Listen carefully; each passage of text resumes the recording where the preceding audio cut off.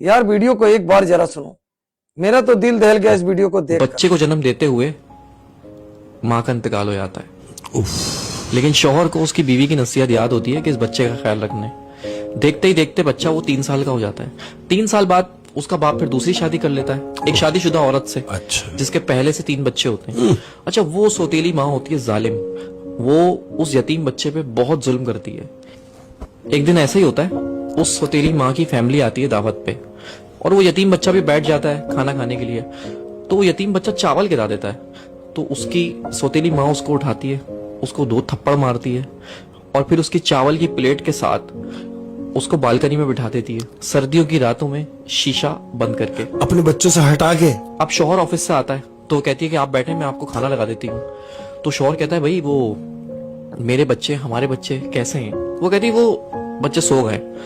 तो शौहर भी सो जाता है। जब शौहर सो जाता है तो उसकी बीवी ख्वाब में आती है और कहती है कि मेरे बच्चे का ख्याल रखो। वो अचानक उड़ जाता है और सौतेली माँ से पूछता है कि वो बच्चा कहाँ है मेरा? उसने बोला वो तो सो रहा है, आप बेफिक्र होकर सो जाए। वो सो गया, बच्चे सो रहे सारे एक साथ। फिर वो सो जाता है उसका मियाँ। फिर उसके ख्वाब में उसकी बीवी आती है कि देखो मैं कह रही हूँ मेरे बच्चे का ख्याल रखो। तो फिर उठ जाता है और फिर उससे पूछता है कि वो बच्चा कहाँ है, बच्चे सब खैरियत से हैं?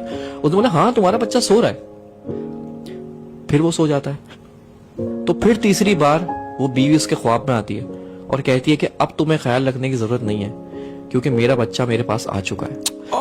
वो घबरा के उठता है और सौतेली माँ से पूछता है कि बच्चा कहाँ है मेरा?